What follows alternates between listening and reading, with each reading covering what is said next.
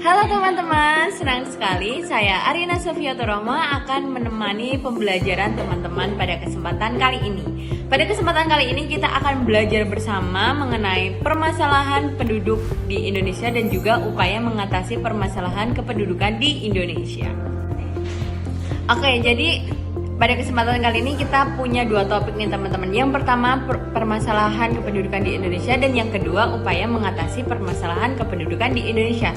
Tentunya nanti kita akan bahas satu persatu secara terperinci ya teman-teman. Jadi nanti yang pertama kita akan mencari tahu terlebih dahulu apa sih permasalahan kependudukan yang ada di Indonesia, dan juga nanti kita akan mencari tahu gimana solusi atau upaya yang bisa dilakukan untuk mengatasi permasalahan tersebut.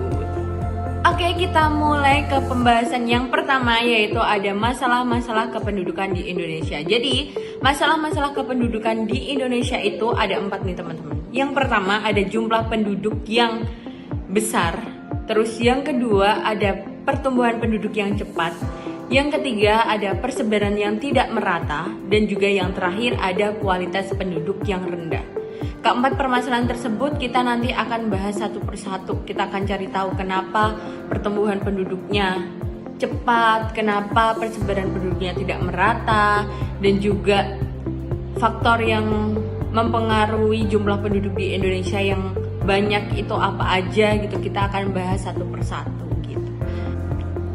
Masuk ke permasalahan kependudukan di Indonesia yang pertama, yaitu ada jumlah penduduk yang besar. Saat ini teman-teman, jumlah penduduk di Indonesia itu mencapai 270 juta jiwa.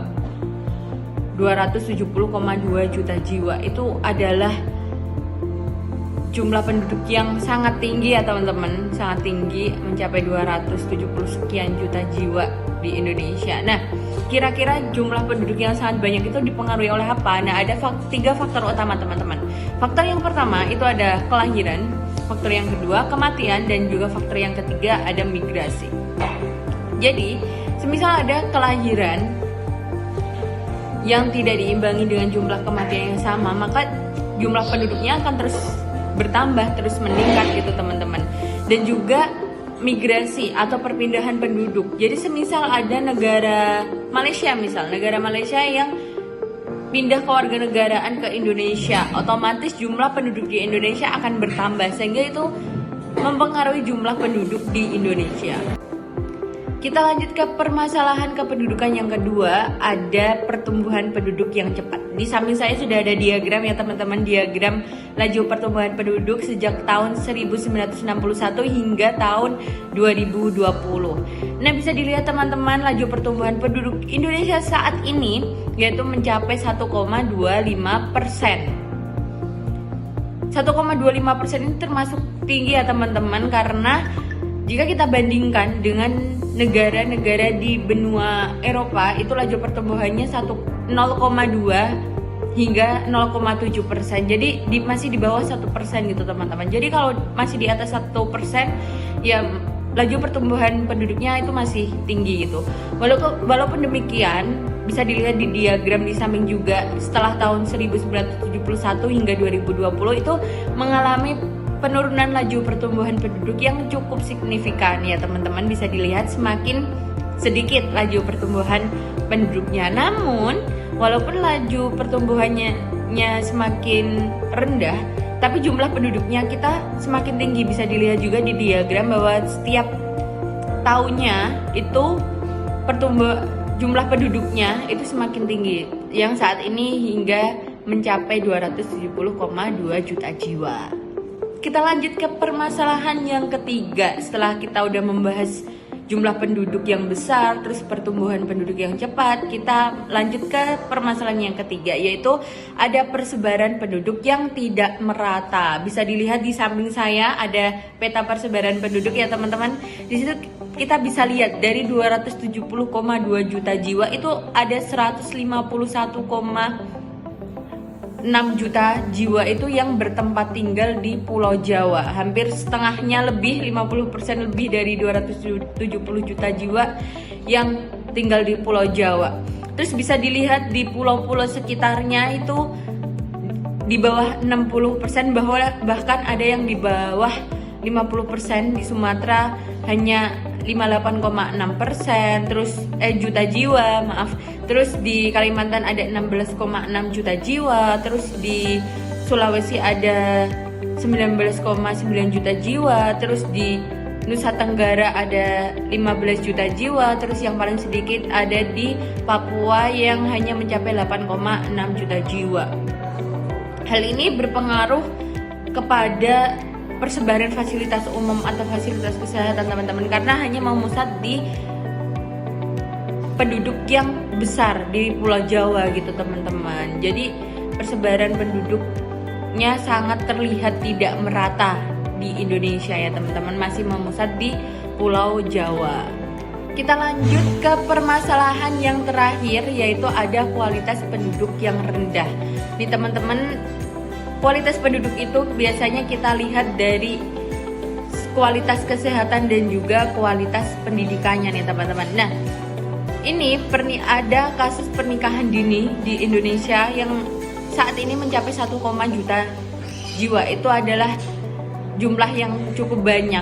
Nah, pernikahan dini itu efeknya kemana gitu teman? Nah, efeknya dari pernikahan dini itu ketidakpaham atau kurang pemahaman ibu terhadap jarak kelahiran, sehingga menyebabkan gagal tumbuh atau bisa dibilang kekurangan gizi. Nah, itu juga menyebabkan kualitas penduduk yang rendah teman-teman. Jadi pernikahan dini yang orang-orang sehingga tidak paham dengan jarak untuk kelahiran pertama dengan kelahiran selanjutnya, tidak paham, sehingga anak stunting atau kekurangan gizi atau gagal tumbuh itu juga mempengaruhi kualitas penduduk di Indonesia, sehingga kualitas penduduk di Indonesia itu rendah.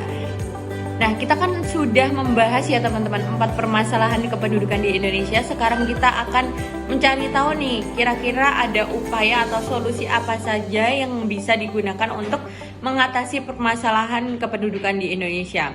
Tadi ada 4 permasalahan, sekarang juga ada 4 solusi atau 4 upaya juga nih teman-teman. Yang pertama yaitu melaksanakan program keluarga berencana. Terus yang kedua ada pelayanan di sektor kesehatan. Terus yang ketiga ada transmigrasi. Dan yang terakhir ada meningkatkan mutu pendidikan dan keterampilan. Terus saja 4 solusi atau 4 upaya ini akan kita bahas satu persatu. Oke teman-teman, kita masuk ke upaya untuk mengatasi permasalahan kependudukan di Indonesia. Yang pertama yaitu ada pelaksanaan program keluarga berencana. Jadi program ini bertujuan untuk mengajak penduduk untuk merencanakan keluarga sehingga memberikan dampak pada pengendalian kelahiran. Jadi untuk pengendalian kelahiran dan juga pengendalian jarak antara kelahiran pertama dan kelahiran selanjutnya.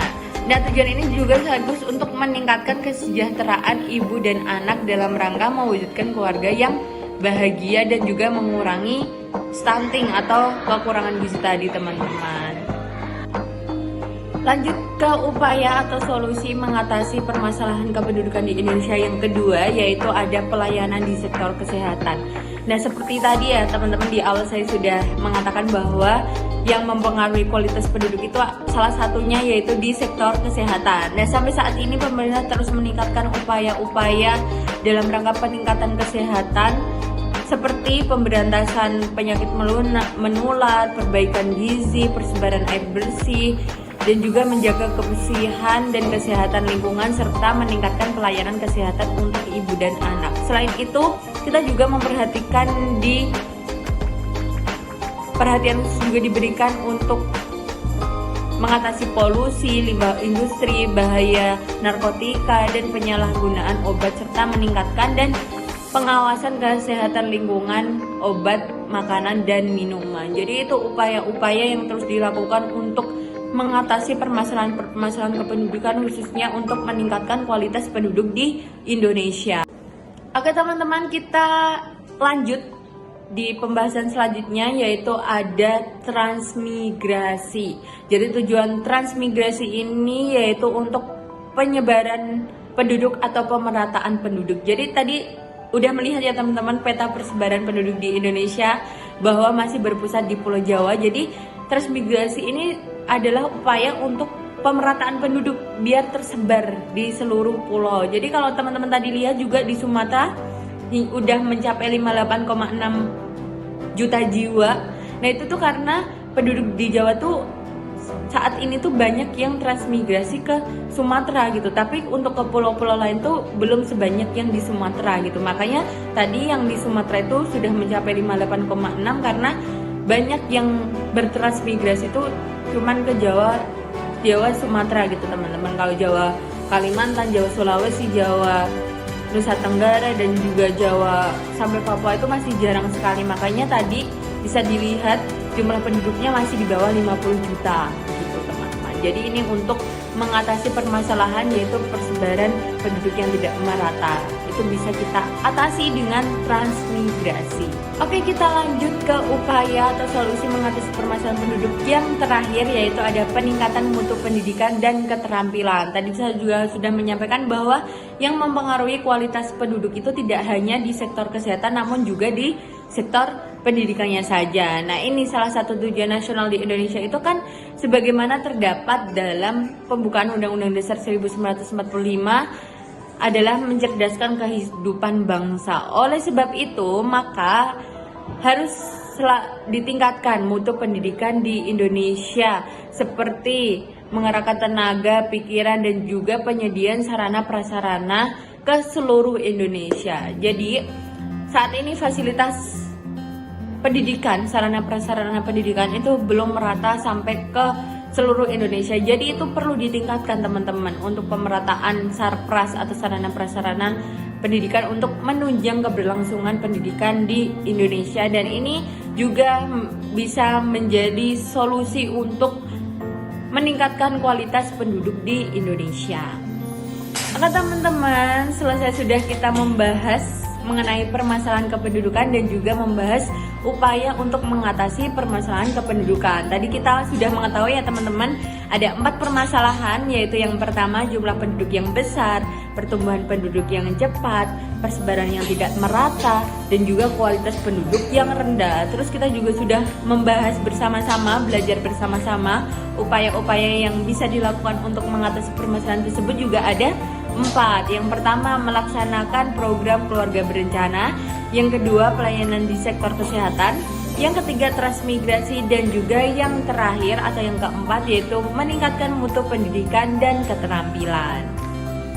Oke teman-teman, cukup sekian pembelajaran pada topik kali ini. Kita akan bertemu di pembahasan selanjutnya. Sampai jumpa.